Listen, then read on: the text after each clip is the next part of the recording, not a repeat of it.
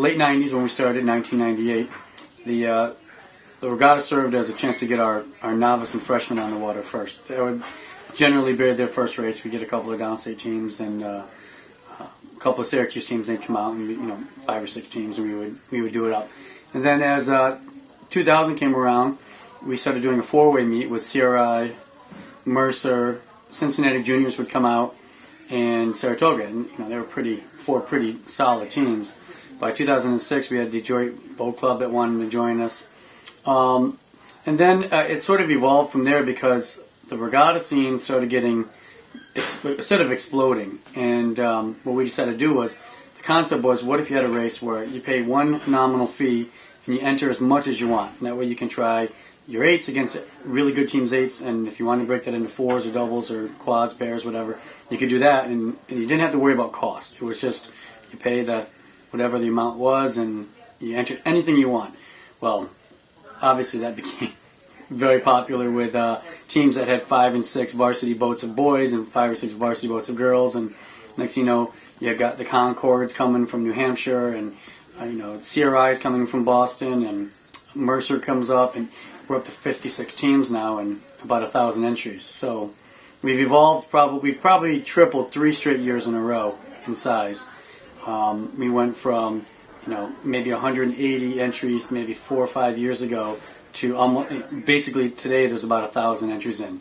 And you're looking at every 8 minutes a 7-lane race being filled, 7 boats across from 7 a.m. Till 4:30 on Sunday or 4:40. And then 10:30 a.m. on Saturday until 7:30 at night, and then on Friday 3:30 till 7:30. So there's basically, I think, 4 heats where there's not 7 boats in the race. From the single to the 8, probably had the highest percentage of medalists at Oak Ridge last year. So you get the quality, and then you get teams you never see. Like you get New Hampshire teams rowing against Philly teams, you get Philly teams rowing against Canadian teams. So there's a lot of, it was getting kind of stale. You'd race the same people every single weekend. And after a while, it's like, why am I racing this game 5 straight weekends? No offense to them, but we know, what's, after the first race and the second race and the third race, you know what's going to happen. So, and then I think the last value that's here is if you think you have a decent 8, well, you'll know by the end of the weekend. And we row 1,500 on Saturday and 2Ks on Sunday. So now you get to know, will I be good over a 2K? If I want to go to youth nationals, like, do I bother investing the $600 a kid to go to Oak Ridge when I can't get in the final at the Saratoga Invite over 2,000 meters? Why would I go? And if I don't have an 8, maybe I have a great 4, and I just, there's too many other factors in the 8 that don't make it go fast. So maybe I can make a really great 4. Well, I'll row the 8 on Saturday and the 4 on Sunday, and then I'll know if I have a great 4. So it turns out to be a great tool for coaches. Our seasons being in the Northeast, our seasons are pretty short. And you don't have time to figure it out when 2 weeks for New York teams, there's 91 New York teams.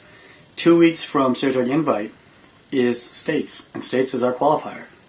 We don't have time to figure it out. Like, the Philly teams would be on their 7th or 8th race by the time the Invite happens. All the many flicks and then the Saturday races, and next thing you know, they've got 8 different races against 8 different sets of opponents. For Northeast up here, you go to the Invite, you see everybody, all the big teams, you'll know. Like, if you have to go back to the drawing board and you only have 2 weeks, at least you can figure it out in a weekend, what you have and what you don't have.